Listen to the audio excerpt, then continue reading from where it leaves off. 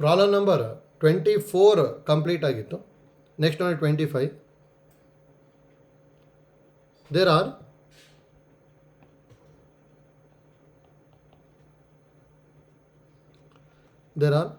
three urns A, B and C. Urn A contains 4 white balls and 5 blue balls ಅಂತ ಹೇಳಿದ್ದಾರೆ ನೋಡಿ. urn A contains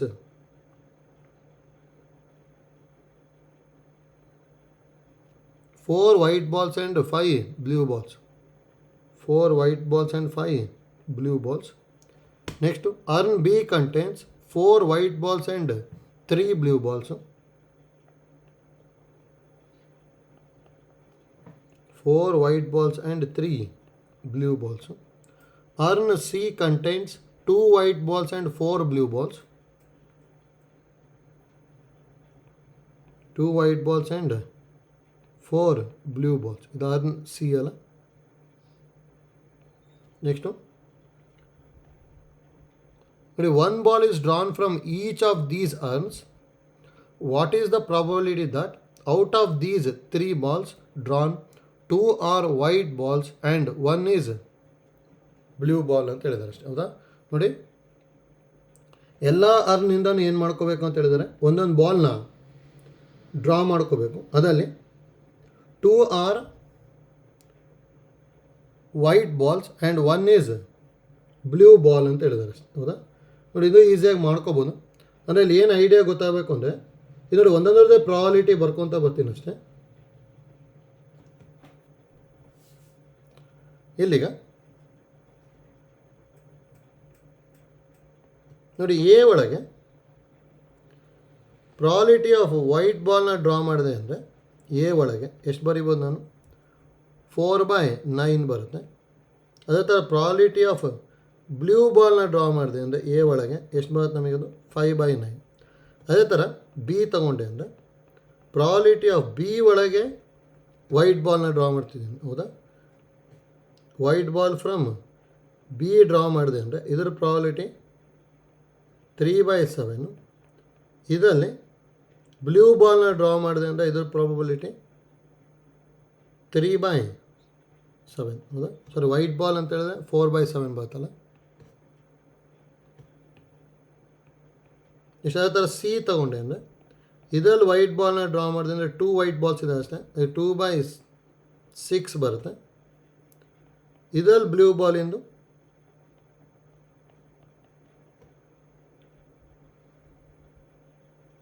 2/6 ಆಯಿತು. Next 4/6.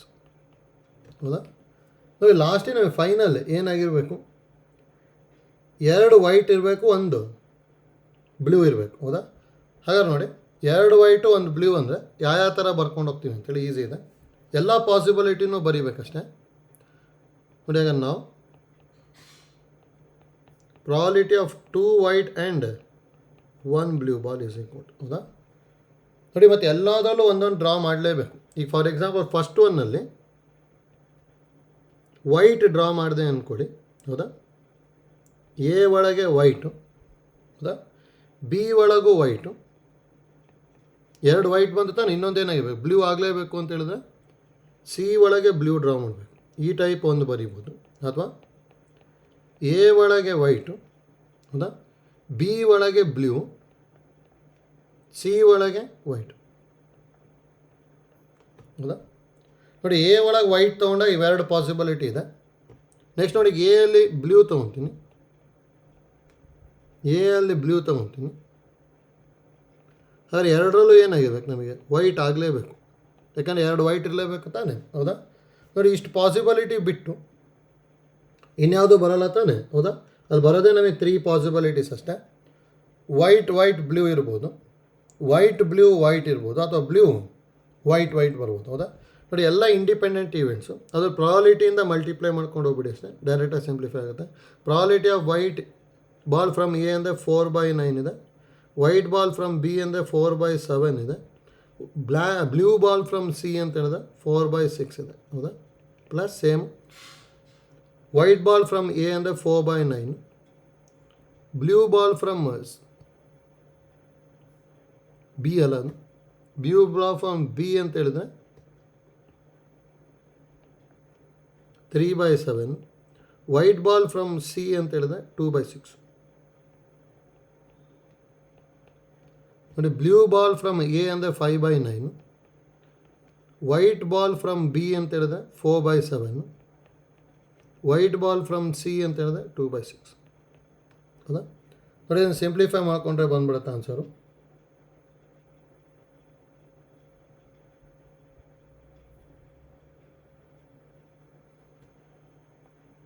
ಹೌದಾ? ನೋಡಿ ಇಲ್ಲಿ ಎಲ್ ಸಿ ಎಮ್ ಏನು ತೊಗೋಬೋದು? 9 ಇಂಟು 7 ಇಂಟು 6 ಇದೆ. 9 ಇಂಟು 7 ಇಂಟು 6 ಅಂದರೆ 378 ಬರುತ್ತಲ್ಲ ನ್ಯೂಮರೇಟರಲ್ಲಿ. 4 4 16, 16 4 64 ಬರುತ್ತಲ್ಲ.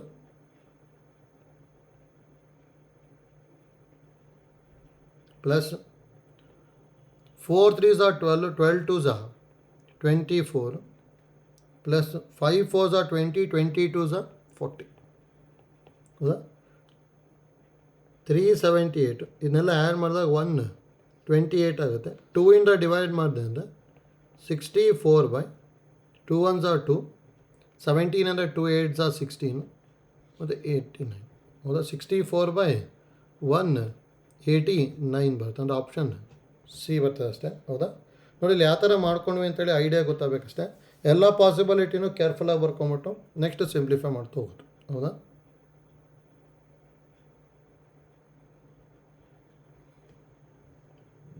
ಆಯ್ತಲ್ಲ. ನೆಕ್ಸ್ಟ್ ಪ್ರಾಬ್ಲಮ್ ನೋಡಿ, problem number 26. A box contains 20 cards.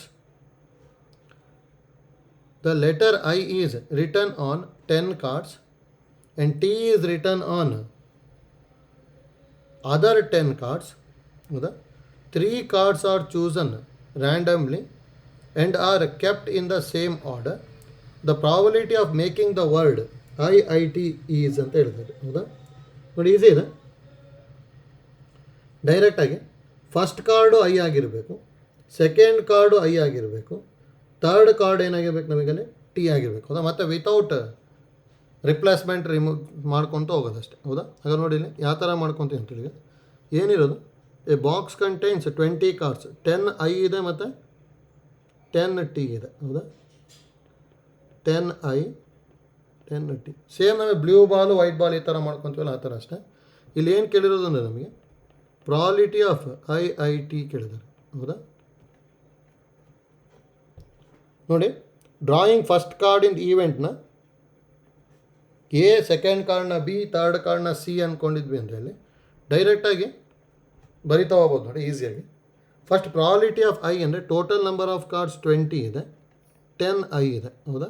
ಈಗ 10/20 ಬರ್ಕೊತೀನಿ. ಈಗ ಒಂದು ಐನ ರಿಮೂವ್ ಮಾಡ್ಕೊಂಬಿಟ್ಟಿದ್ವಿ, ಅಂದರೆ ನೆಕ್ಸ್ಟ್ ಎಷ್ಟು ಕಾರ್ಡ್ ಉಳಿತದೆ ಅಂದರೆ 19 ಕಾರ್ಡ್ಸ್ ಉಳಿಯುತ್ತೆ. ಮತ್ತೊಂದು ಐನೇ ರಿಮೂವ್ ಮಾಡಬೇಕು. ಒಂದು ಐ ಆಲ್ರೆಡಿ ರಿಮೂವ್ ಮಾಡಿದ್ದೀವಿ ಅಂದರೆ 9 ಇರುತ್ತೆ, ಅದಕ್ಕೆ ಅಲ್ಲಿ 9/19 ಆಯಿತು. ನೆಕ್ಸ್ಟ್ ನೋಡಿ 2 ಐನ ರಿಮೂವ್ ಮಾಡಿದ್ದೀವಿ ಅಂದರೆ ಇಲ್ಲಿಗೆ ಬಂದಾಗ ಆ್ಯಕ್ಚುಲಿ ಯಾವ ಥರ ಇರುತ್ತೆ ಅಂದರೆ ನಮಗೆ 2 ಐನ ರಿಮೂವ್ ಮಾಡಿರ್ತೀವಿ, ಅದಕ್ಕೆ 8 ಐ ಮತ್ತು 10 ಟಿ ಇರುತ್ತೆ. ಅಂದರೆ ಟೋಟಲ್ಲು 18 ಕಾರ್ಡ್ಸ್ ಇರುತ್ತೆ. ಏನು ರಿಮೂವ್ ಮಾಡಬೇಕೀಗ? ಟೀನ ರಿಮೂವ್ ಮಾಡಬೇಕು, ಅದಕ್ಕೆ ಅಲ್ಲಿ 10/18 ಬರುತ್ತೆ ಅಷ್ಟೇ. ಹೌದಾ? ನೋಡಿ ಇದನ್ನು ಸಿಂಪ್ಲಿಫೈ ಮಾಡ್ಕೊಂಬಿಟ್ರೆ ಆಗೋಯ್ತು. ಅಂದರೆ ಇದು 0 0 ಕ್ಯಾನ್ಸಲ್ ಆಯ್ತು ಅಷ್ಟೇ. 9 1s 9 2s 2 1s 2 5s ಅಂದರೆ 5/38 ಬರುತ್ತೆ ಅಷ್ಟೇ. ಅಂದರೆ ಆಪ್ಷನ್ ಡಿ ಬರುತ್ತೆ. ಹೋಯ್ತಲ್ಲ, ಈಸಿ ಇದೆ ಅದು.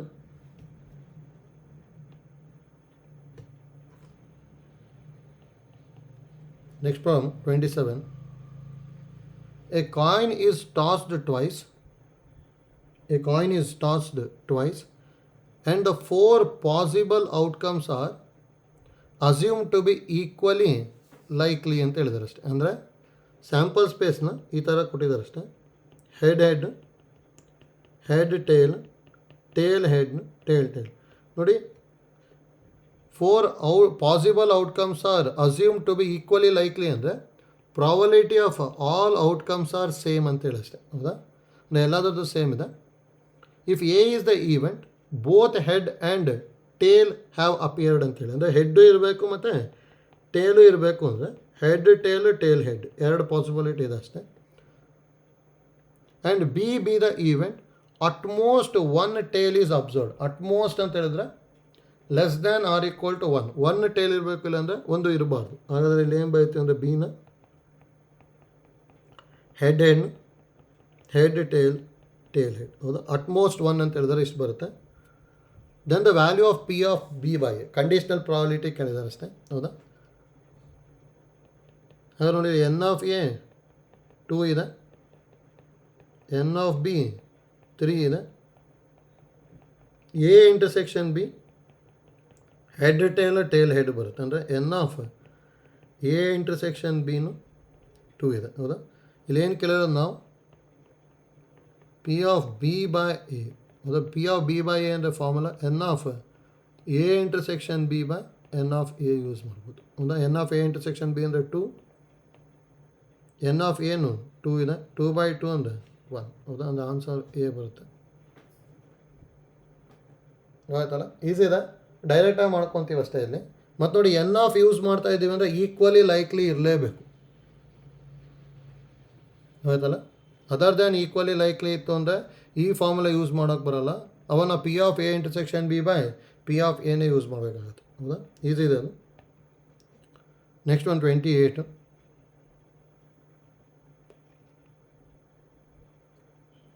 If two events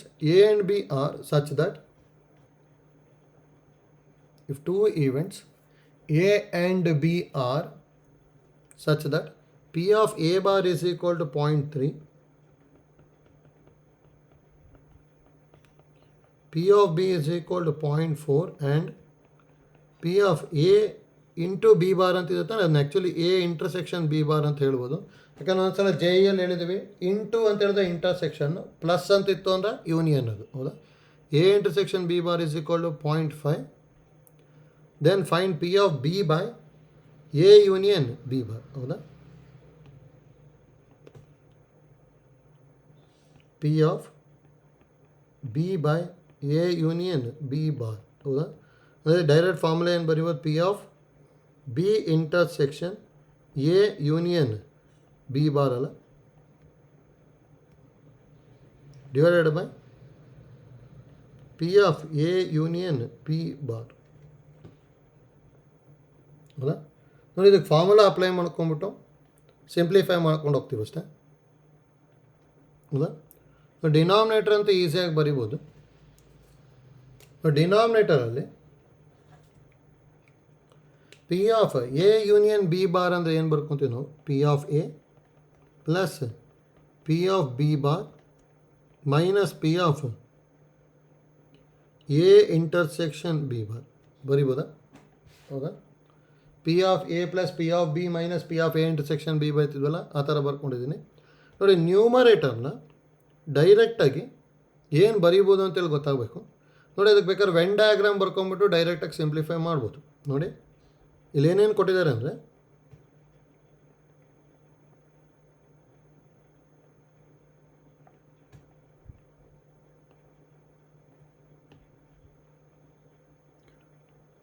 ಫಸ್ಟ್ ಒಂದು ಬಿ ಬರ್ಕೊತೀನಿ. ನೋಡಿ, ಬಿ ಅಂದರೆ ಇಷ್ಟು ಬರುತ್ತೆ, ಹೌದಾ. ಇದು ಬಿ. ನೆಕ್ಸ್ಟ್ ನೋಡಿ, ಸೆಕೆಂಡಿಗೆ ಬಿ ಇಂಟರ್ಸೆಕ್ಷನ್ ಅಲ್ಲ, ಸಾರಿ, ಎ ಯೂನಿಯನ್ ಬಿ ಬಾರ್ ಇದೆ ತಾನೆ.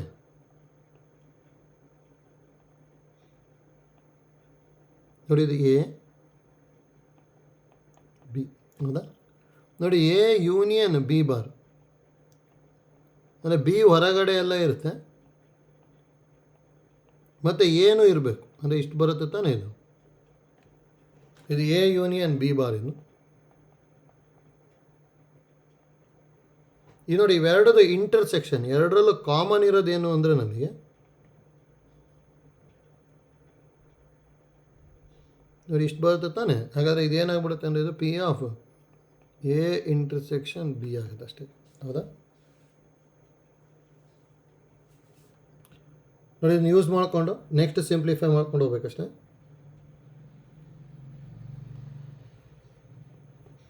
ನೋಡಿ, ಅಲ್ಲಿ ಕೊಟ್ಟಿರೋ ಥರ ಬರ್ಕೊಳೋದು ಇಂಪಾರ್ಟೆಂಟ್ ನಮಗಲ್ಲಿ. ನೆಕ್ಸ್ಟ್ ಏನೇನು ಕೊಟ್ಟಿದ್ದಾರೆ ಅಂದರೆ ಅಲ್ಲಿ ಪಿ ಆಫ್ ಎ ಕೊಟ್ಟಿದ್ದಾರೆ, ಹೌದಾ? ಡಿನಾಮಿನೇಟ್ರ್ ಬರ್ಕೊತೀನಿ. ಪಿ ಆಫ್ ಎ ಅಂತ ಹೇಳಿದ್ರೆ ಏನು ಬರಿಬೋದು ಅದರಲ್ಲಿ? 1 minus P of A bar ಬರಿಬೋದು, ಯಾಕಂದ್ರೆ ಪಿ ಆಫ್ ಎ ಬಾರ್ ಕೊಟ್ಟಿದ್ದಾರೆ ತಾನೆ. ಪ್ಲಸ್ ಪಿ ಆಫ್ ಬಿ ಕೊಟ್ಟಿದ್ದಾರೆ, ಆದರೆ ನಮ್ಗೆ ಪಿ ಆಫ್ ಬಿ ಬಾರ್ ಬೇಕು, ಅದಕ್ಕೆ ಅದನ್ನ 1 minus P of B bar ಬರಿಬೋದಾ? ಸರಿ, 1 ಮೈನಸ್ ಪಿ ಆಫ್ ಬಿ ಬರಿಬೋದಲ್ಲ.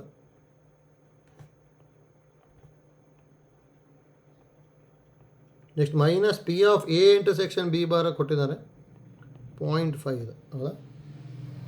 ನೆಕ್ಸ್ಟ್ ನೋಡಿ, ಈಗ numerator P of A intersection B ಇದೆ, ಹೌದಾ?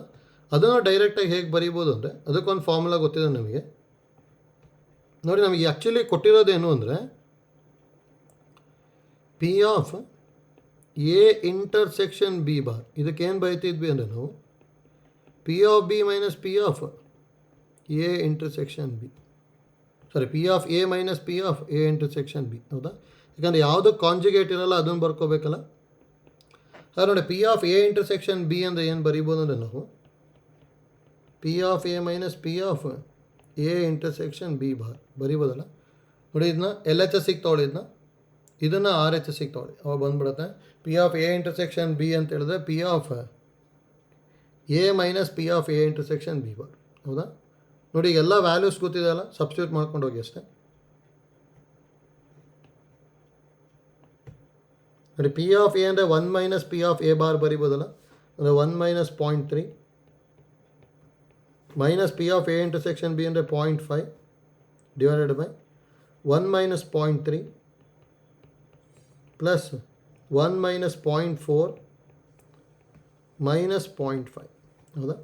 1 ಮೈನಸ್ 0.3 ಅಂದರೆ 0.7, 0.7 ಮೈನಸ್ 0.5 ಅಂದರೆ 0.2 ಡಿವೈಡೆಡ್ ಬೈ 0.7 ಪ್ಲಸ್ 0.6 ಮೈನಸ್ 0.5 ಅಂದರೆ 0.2 ಬೈ 0.8 ಬರುತ್ತೆ.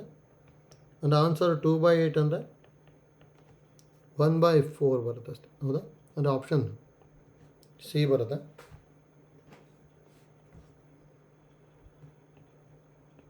ಆಯ್ತಲ್ಲ? ನೋಡಿ, ಇಲ್ಲಿ ವೆನ್ ಡಯಾಗ್ರಾಮ್ ಯೂಸ್ ಮಾಡಿಕೊಂಡು ಒಂದು ಸಿಂಪ್ಲಿಫೈ ಮಾಡಿದ್ವಿ. ನೆಕ್ಸ್ಟು ಇದೊಂದು ಫಾರ್ಮುಲಾ ಯೂಸ್ ಮಾಡಿದ್ವಿ, P of A intersection B bar ಅಂದರೆ P of A minus P of A intersection B ಒಂದು ಯೂಸ್ ಮಾಡಿದ್ವಿ, ಹೌದಾ? ಅಷ್ಟು ಯೂಸ್ ಮಾಡಿಕೊಂಡ್ರೆ ಈಸಿಯಾಗಿ ಮಾಡ್ಕೋಬೋದು. ಗೊತ್ತಾಯ್ತಲ್ಲ?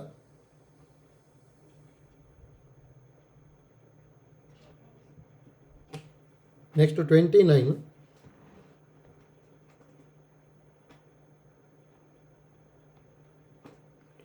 Two numbers are selected at random from 40 consecutive natural numbers. The probability that the sum of the selected number is odd will be ಅಂತ ಹೇಳಿದ್ದಾರೆ, ಹೌದಾ? ಹಾಗೆ ನೋಡಿ, ಫಸ್ಟು ಎನ್ ಆಫ್ ಎಸ್ ಬರ್ಕೊಂಡ್ಬಿಡ್ತೀನಿ. ನೋಡಿ, ಎನ್ ಆಫ್ ಎಸ್ ಏನು ಮಾಡ್ಕೋಬೇಕು? 2 ನಂಬರ್ಸ್ ಆರ್ ಸೆಲೆಕ್ಟೆಡ್ ಫ್ರಮ್ 40 ಅಂತ ಹೇಳಿದ್ದಾರೆ, ಹೌದಾ? 40 ಒಳಗೆ 2 ಸೆಲೆಕ್ಟ್ ಮಾಡಬೇಕು, ಅದಕ್ಕೆ 40C2 ಅಂದರೆ ಇದು 40 ಇಂಟು 39/2 ಇಂಟು 1 ಆಗುತ್ತೆ.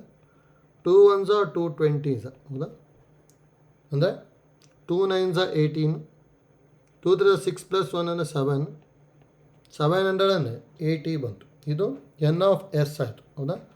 ನೆಕ್ಸ್ಟ್ ನೋಡಿ, ಈವೆಂಟ್ ಏನಂತ ಹೇಳ್ತೀನಿ ಅಂದರೆ sum of 2 numbers is odd, ಹೌದಾ?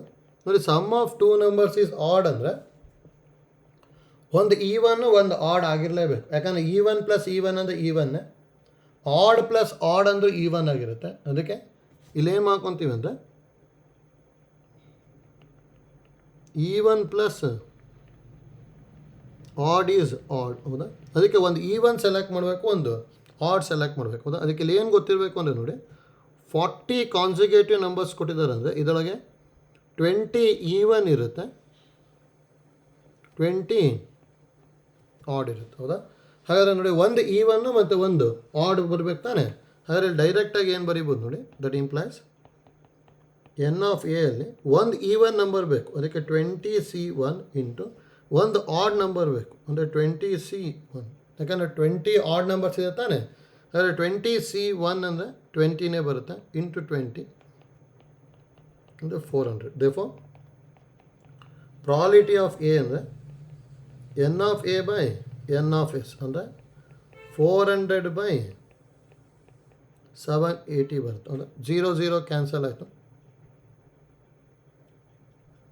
2 ಡಿವೈಡ್ ಮಾಡಿದೆ ಅಂದರೆ 220 239 ಅಂದರೆ ಆಪ್ಷನ್ ಬಿ ಬರುತ್ತೆ ಅಷ್ಟೇ. ಹೌದಾ? ಹೋಯ್ತಲ್ಲ?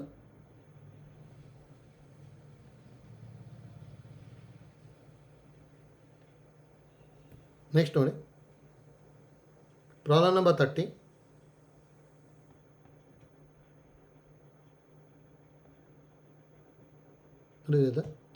The letter of the word assassin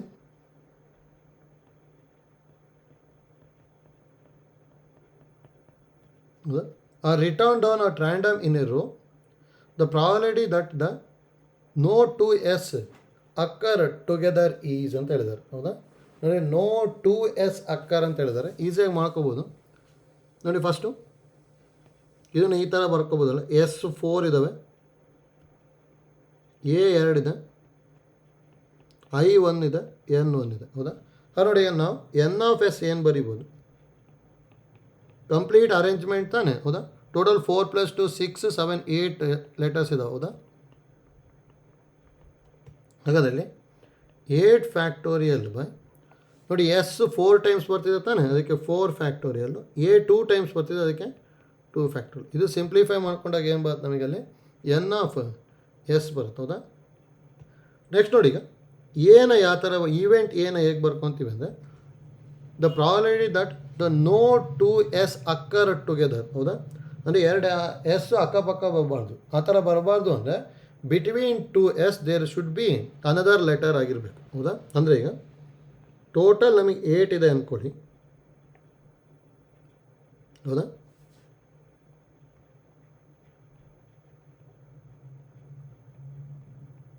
ಈ ಥರ ಎಷ್ಟೊಂದು ಇರ್ಬೋದು. ಇದೊಳಗೆ ನಮಗೆ 4s ಇದೆ. ಹೌದಾ? ಇನ್ನು ಉಳಿದಿರೋದು ಇದು ತಾನೆ, ಅದಕ್ಕೆ ಇದನ್ನು ಯಾವ ಥರ ಬರ್ಕೊತೀನಿ ಅಂದರೆ ಇಲ್ಲಿ AIN. ಹೌದಾ? ಇನ್ನೊಂದು ಬರ್ಕೊಂಡಿರ್ತೀನಿ ಇಲ್ಲಿ ನೋಡಿ. ಉಳಿದಿರೋ ಬಾಕ್ಸಲ್ಲಿ ಎಸ್ ಬರಬೇಕು. ಹೌದಾ? ಈಗ ನೋಡಿ, ಎಸ್ ಇಲ್ಲಿ ಬರ್ಬೋದು, ಅಥವಾ ಇಲ್ಲೂ ಬರ್ಬೋದು, ಇಲ್ಲೂ ಬರ್ಬೋದು, ಇಲ್ಲೂ ಬರ್ಬೋದು, ಇಲ್ಲಿ ಬರ್ಬೋದು. ಹೌದಾ? ಈ ಥರ ಬಂತು ಅಂದರೆ ಅವಾಗ ಯಾವುದು 2 ಎಸ್ ಟುಗೆದರ್ ಇರಲ್ಲ ಅಲ್ಲಿ. ಹೌದಾ? ಹಾಗಾದ್ರೆ ಇಲ್ಲಿ ಎಸ್ನ ಎಷ್ಟು ಟೈಪ್ ಬರಿಬೋದು ಅಂದರೆ, ಟೋಟಲ್ ನಮಗೆ ಎಷ್ಟು ಪ್ಲೇಸ್ ಇದೆ ಎಸ್ ಬರೆಯೋದಕ್ಕೆ ನೋಡಿ. 1 2 3 4 5. ಹೌದಾ? 5 ಪ್ಲೇಸಲ್ಲಿ ಎಲ್ಲಿ ಬೇಕಾದ್ರೂ ಎಸ್ ಬರಿಬೋದು ತಾನೆ. ಅಂದರೆ ಎಷ್ಟು ಎಸ್ ಇದ್ದಾವೆ? 4 ಎಸ್ ಇದ್ದಾವೆ. ಅಂದರೆ 5ಅಲ್ಲಿ ನಾವು 4 ಪ್ಲೇಸ್ನ ಸೆಲೆಕ್ಟ್ ಮಾಡ್ಕೋಬೇಕು. ಅದಕ್ಕೆ ನೋಡಿ, ಇದು ಈವೆಂಟ್ ಎ ಅಂತ ಹೇಳಿದೆ ಅಂದರೆ, ಅಂದರೆ ಎನ್ ಆಫ್ ಎನ ಹೇಗೆ ಬರಿತೀವಿ ಅಂದರೆ, 5 ಪ್ಲೇಸಲ್ಲಿ 4s ಸೆಲೆಕ್ಟ್ ಮಾಡ್ಬೇಕು ತಾನೆ. ಯಾಕೆ 5C4 ಬಂತು. ಉಳಿದಿರೋದನ್ನ AAIN ಯಾವ ಥರ ಅರೇಂಜ್ ಮಾಡ್ಬೋದು ನಾನು? AAIN ಅಂದರೆ 4 ಲೆಟರ್ಸ್ ಇದೆ, ಅದಕ್ಕೆ 4 ಫ್ಯಾಕ್ಟೋರಿಯಲ್ ಬೈ A 2 ಟೈಮ್ಸ್ ಇದೆ ತಾನೆ, 2 ಫ್ಯಾಕ್ಟೋರಿಯಲ್. ಇದು ಮಾಡ್ಕೊಂಡೆ ಅಂದರೆ ಎನ್ ಆಫ್ ಎ ಬರುತ್ತೆ. ಹೌದಾ? ಹಾಗಾದ್ರೆ ಎನ್ ಆಫ್ ಎ ಅಂದರೆ ಏನು ಬರಿಬೋದು ನಾವು? 5C4 ಅಂದರೆ 5ನೇ ಅಲ್ಲ, ಯಾಕಂದರೆ NC(n-1) ಅಂದರೆ ಏನು ಗೊತ್ತಿದೆ ನಮಗೆ. 5C4 ಅಂದರೆ 5 ಇಂಟು 4 ಫ್ಯಾಕ್ಟೋರಿಯಲ್ ಬೈ 2 ಫ್ಯಾಕ್ಟೋರಿಯಲ್. ಹೌದಾ? Probability of A calculate ಮಾಡಬೇಕಷ್ಟೇ.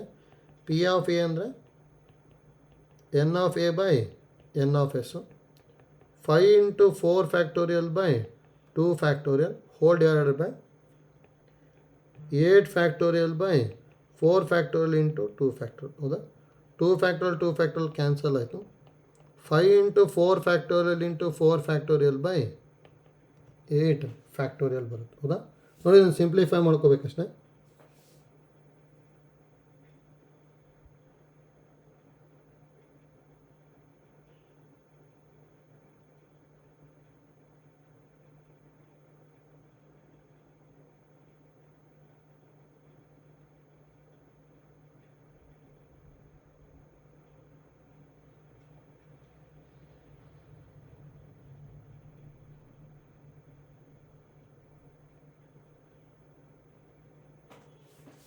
ಎಷ್ಟು ಬರುತ್ತೆ ಆನ್ಸರು? ಇದು ಸಿಂಪ್ಲಿಫೈ ಮಾಡಬೇಕು.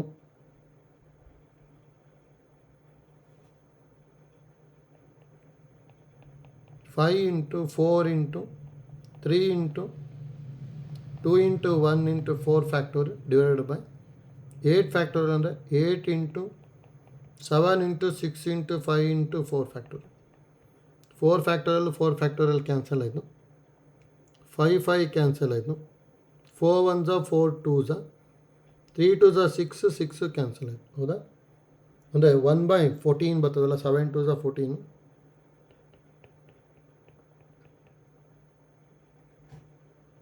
ಅಂದರೆ ಆಪ್ಷನ್ ಬಿ ಬರುತ್ತಷ್ಟೆ.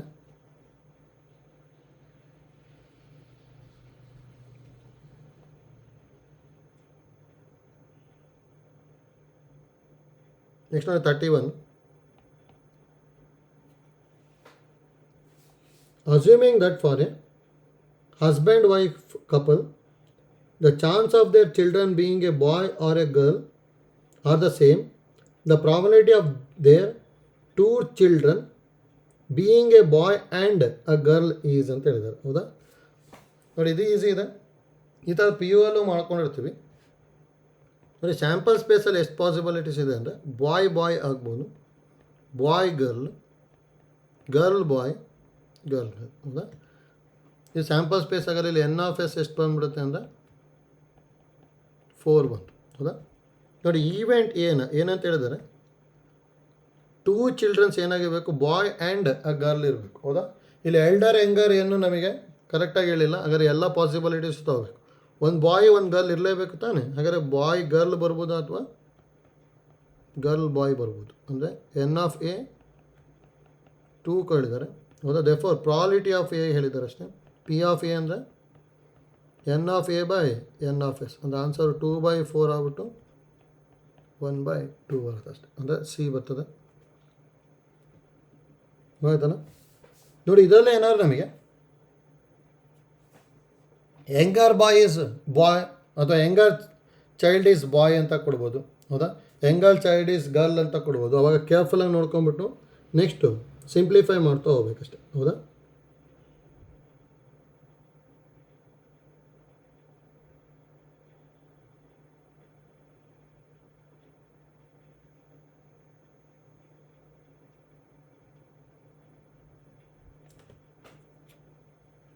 ನೆಕ್ಸ್ಟು 32 ನೋಡಿ. 3 vertices out of 6 vertices of a regular hexagon are chosen randomly. The probability of getting a equilateral triangle after joining 3 vertices is ಅಂತ ಹೇಳಿದ್ದಾರೆ. ಹೌದಾ? After joining 3 vertices ಅಂತ ಹೇಳಿದ್ದಾರೆ. ಹೌದಾ? ನೋಡಿ, ಈಸಿ ಇದೆ.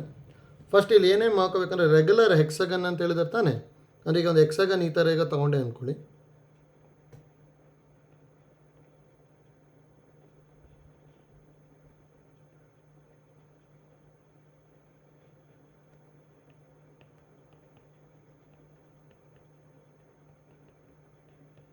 ನೋಡಿ, ರೆಗ್ಯುಲರ್ ಹೆಕ್ಸಗನ್ ತೊಗೊಂಡಿದ್ದೀನಿ ಅಷ್ಟೇ. ಹೌದಾ? ABCDEF ಅಂತೇಳಿ.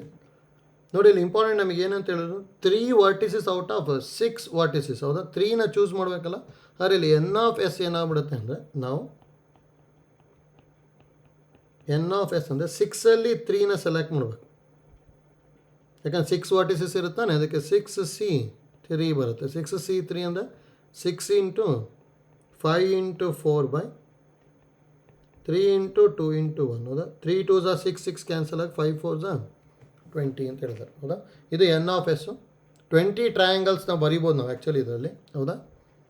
20 ಟ್ರಯಾಂಗಲ್ಸ್ ಬರಿಬೋದು. ಈ 20 ಟ್ರಯಾಂಗಲ್ಸಲ್ಲಿ ಏನಂತ ಹೇಳಿರೋದು, the probability of getting A ಈಕ್ವಲ್ಯಾಟ್ರಲ್ triangle ಅಂತ ಹೇಳಿದ್ದಾರೆ. ಹೌದಾ? ಆಗ ನೋಡಿ, let A B an event ಏನಂತ ಹೇಳ್ತೀನಿ ಅಂದರೆ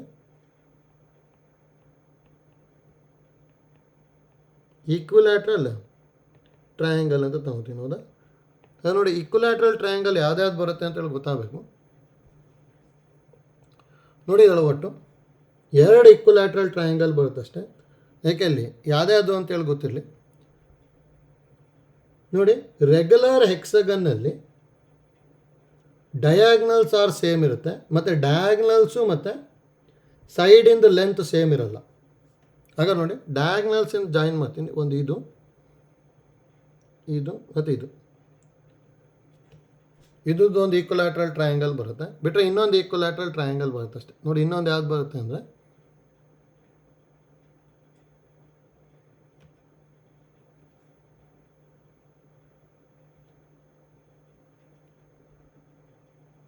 ಇದೊಂದು ಈಕ್ವಲ್ಯಾಟ್ರಲ್ ಟ್ರಯಾಂಗಲ್ ಬರುತ್ತೆ ಅಷ್ಟೇ. ಎರಡೆರಡು ಪಾಸಿಬಿಲಿಟಿ ಇರೋದು. ಅದು ಯಾವುದ್ಯಾವುದು ಅಂದರೆ ಒಂದು ಟ್ರಯಾಂಗಲ್ BDF, ಇನ್ನೊಂದು ಟ್ರಯಾಂಗಲ್ CAE.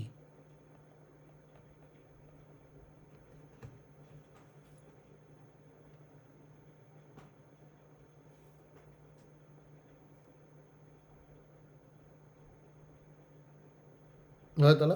ಇನ್ನು ಉಳಿದಿರೋದು ಯಾವುದೊಳಗಾದ್ರೂ ನಾವು ಟ್ರಯಾಂಗಲ್ ಕನ್ಸ್ಟ್ರಕ್ಟ್ ಮಾಡೋಕೆ ಹೋದ್ರಿ ಅಂದರೆ ಡಯಾಗ್ನಲ್ಲು ಸೈಡ್ ಬರುತ್ತೆ. ಹೌದಾ, ಪ್ಯೂರ್ ಡಯಾಗ್ನಲಿಂದ ಇವೆರಡು ಕನ್ಸ್ಟ್ರಕ್ಟ್ ಮಾಡೋಕೆ ಬರೋದು. ಅದಕ್ಕೆ ಗೊತ್ತಿರ್ಬೇಕು ನಮಗೆ. ಇನ್ನು ಯಾವುದೇ ಕನ್ಸ್ಟ್ರಕ್ಟ್ ಮಾಡೋಕೆ ಹೋದ್ರೂ ಡಯಾಗ್ನಲ್ ಮತ್ತು ಸೈಡ್ ಬಂದುಬಿಡುತ್ತೆ. ಇಲ್ಲಾಂದರೆ ಸೈಡ್ ಜಾಸ್ತಿ ಇದ್ಬಿಟ್ಟು ಒಂದೇ ಡಯಾಗ್ನಲ್ ಇರುತ್ತೆ. ಹೌದಾ, ಅದಕ್ಕೆ ಎರಡು ಬರ್ಕೋಬೋದು ಅಷ್ಟೇ. ಹಾಗಾದ್ರೆ ಇಲ್ಲಿ N(A) ಏನಾಗ್ಬಿಡುತ್ತೆ ಅಂದರೆ 2 ಬಂತು. ಹೌದಾ, N(A) is equal to 2. therefore probability of A ಹೇಳಿದ್ದಾರೆ.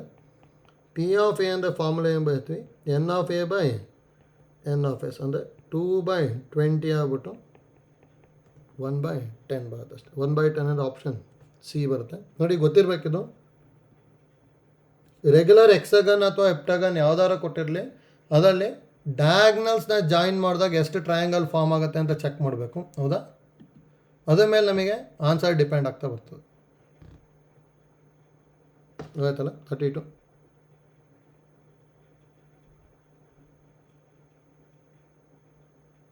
ಇಷ್ಟು 33.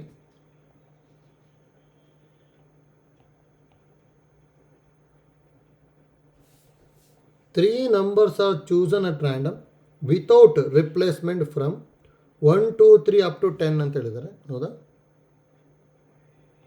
1, 2, 3 up to 10 ನೋಡಿ, ವಿತೌಟ್ ರಿಪ್ಲೇಸ್ಮೆಂಟ್ ಅಂತ ಹೇಳಿದ್ದಾರೆ. The probability that the minimum of the chosen number is 3 or their maximum is 7 is ಅಂತ ಹೇಳಿದ್ದಾರೆ. ಮಿನಿಮಮ್ 3 ಆಗಿರಬೇಕು.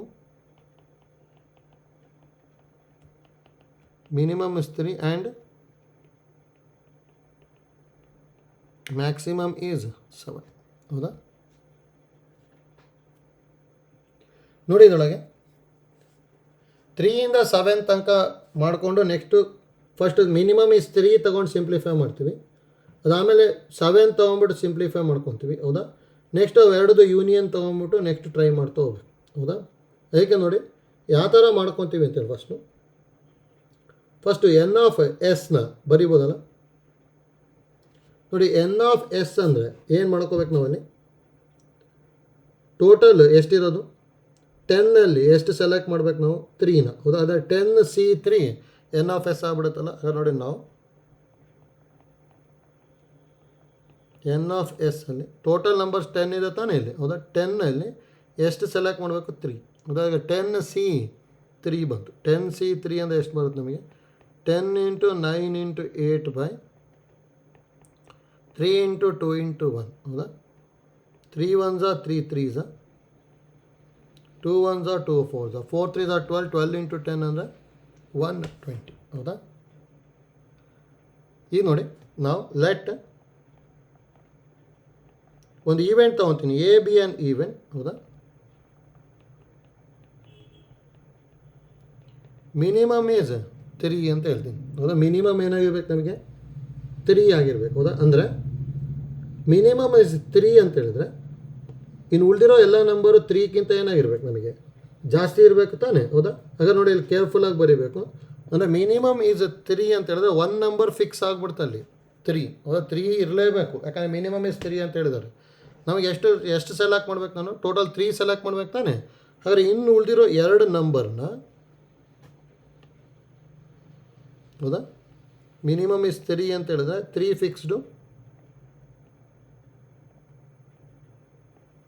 ಉಳಿದಿರೋ 2 ನಂಬರ್ ಎದರಿಂದ ಸೆಲೆಕ್ಟ್ ಮಾಡ್ಬೇಕು ನಾನು, 4 5 6 7 8 9 10. ಹೌದಾ, ಅಂದರೆ ಇಲ್ಲಿ ಎಷ್ಟಿದೆ, 7 ನಂಬರ್ಸಲ್ಲಿ 2 ಸೆಲೆಕ್ಟ್ ಮಾಡ್ಬೇಕು ತಾನೆ. ಹಾಗಾದ್ರೆ ಇಲ್ಲಿ ಎಷ್ಟು ಟೈಪ್ ಮಾಡ್ಬೋದು ಇದನ್ನ ನಾನು, N(A)ನ 7C2 ಟೈಪ್ ಸೆಲೆಕ್ಟ್ ಮಾಡ್ಬೋದು. ಹೌದಾ, ಹಾಗಾದ್ರೆ that implies N of A is equal to 7 into 6 by 2 into 1 ಅಂದರೆ 2 1s are 2 3s ಅಂದರೆ 7 ಇಂಟು 3 ಅಂದರೆ 21 ಬಂತು ಹೌದಾ. ಇದು ಎನ್ ಆಫ್ ಎ ಆಯಿತು. therefore ಪಿ ಆಫ್ ಎ ಏನು ಬರೀಬೋದು ನಾವೀಗ, N of A by N of S ಅಂದರೆ 21 ಬೈ 120 ಹೌದಾ. ನೋಡಿ ನಾವು 1 ಅಂತ ತೊಗೊಂಡಿರ್ತೀನಿ. ನೆಕ್ಸ್ಟ್ ನೋಡಿ let B be an event. ಇನ್ನೊಂದು ಏನಂತ ಹೇಳಿದಾರೆ ನಮಗಿಲ್ಲಿ, ಮ್ಯಾಕ್ಸಿಮಮ್ ಈಸ್ 7 ಅಂತ ಹೇಳಿದ್ದಾರೆ ಹೌದಾ. ಮ್ಯಾಕ್ಸಿಮಮ್ ಈಸ್ 7 ಅಂದರೆ 3 ನಂಬರ್ಸಲ್ಲಿ ಹೌದಾ ಲಾಸ್ಟ್ ಮ್ಯಾಕ್ಸಿಮಮ್ ಏನಾಗಿರ್ಬೇಕು, ನನಗೆ 7 ಇರಲೇಬೇಕು ಹೌದಾ. ಇನ್ನು ಉಳಿದಿರೋದು 2 ನಂಬರ್ನ ಯಾವ ಥರ ಸೆಲೆಕ್ಟ್ ಮಾಡ್ತೀವಿ ಅಂದರೆ 1 2 3 4 5 6 ಇಷ್ಟರೊಳಗೆ ಸೆಲೆಕ್ಟ್ ಮಾಡ್ಬೇಕು ತಾನೆ. ಹಾಗಾದ್ರೆ ಇದು ನೆಕ್ಸ್ಟ್ ಟೈಪ್ ಸೆಲೆಕ್ಟ್ ಮಾಡ್ಬೋದು ನಾವು 6C2 ಹೌದಾ. ಹಾಗಾದ್ರೆ ಇಲ್ಲಿ ಎನ್ ಆಫ್ ಬಿ ಅಂದರೆ 6C2 ಬರುತ್ತೆ. 6 ಇಂಟು 5 ಬೈ 2 ಇಂಟು 1 ಅಂದರೆ 2 1s are 2 3s ಅಂದರೆ 15 ಬಂತು. therefore ಪಿ ಆಫ್ ಬಿ ಅಂದರೆ ಏನು ಬರ್ತಾ ಇದೆ, N of B by N of S ಅಂದರೆ 15 ಬೈ 120 ಹೌದಾ. ಇದನ್ನ 2 ಅಂತ ತೊಗೊತೀನಿ. ನೋಡಿ ನಮಗೆ ಎರಡೂ ಆಗಬೇಕು ತಾನೆ. ಅಲ್ಲಿ ಏನಂತ ಕೇಳಿದ್ದಾರೆ, the minimum number of the chosen number is 3 or ಅಂದರೆ ನಮಗೇನು ಗೊತ್ತಿರೋದು ಯೂನಿಯನ್ ಹೌದಾ. ಅಂದರೆ ನಾವು P of A union B ಕಂಡುಹಿಡಿಬೇಕು. ಯಾಕಂದರೆ ಇಲ್ಲಿ ನೋಡಿ ಇಲ್ಲಿ ಏನು ಕೊಟ್ಟಿರೋದು, the chosen number is 3 or and the maximum number is 7 ಅಂದರೆ ಆರ್ ಅಂತಿದೆ ಅಂದರೆ P of A union B calculate ಮಾಡಬೇಕಷ್ಟೇ ಹೌದಾ.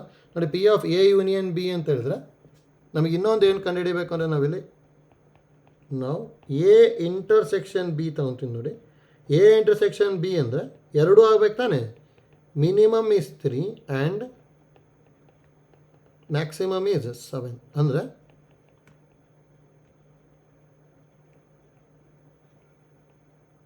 ಒಂದು 3 ಆಗಿರಲೇಬೇಕು, ಇನ್ನೊಂದು 7 ಆಗಲೇಬೇಕು. ಹಾಗಾದ್ರೆ ಉಳ್ಕೊಂಡಿದ್ದು ಯಾವುದಾದ್ರು 4 5 6 ಇದರೊಳಗೆ ಒಂದನ್ನು ಸೆಲೆಕ್ಟ್ ಮಾಡ್ಬೇಕು ತಾನೆ ನಾವು ಹೌದಾ.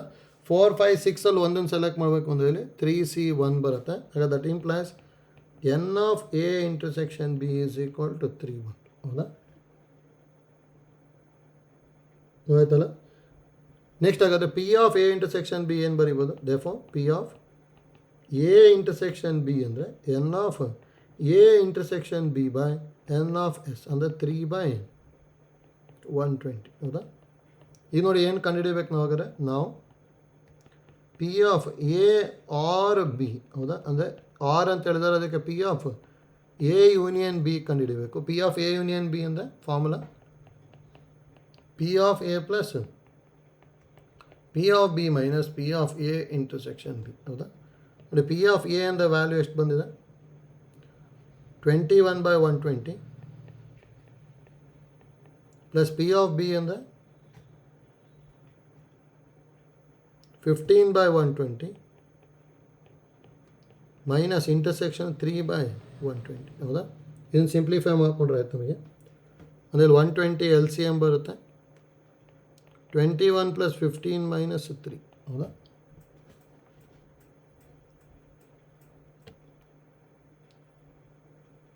ಅದು 33 by 120 ಆಗುತ್ತಲ್ಲ. 11ಇಂದ ಡಿವೈಡ್ ಮಾಡ್ಬೋದು, 3ಇಂದ ಡಿವೈಡ್ ಮಾಡ್ಬೋದು. 3 11s are 3 40 ಸರ್ ಅಂದರೆ 11 by 40 ಬರುತ್ತೆ ಅಷ್ಟೆ. ಅಂದರೆ ನನ್ ಆಫ್ ದೀಸ್ ಬರ್ತದೆ.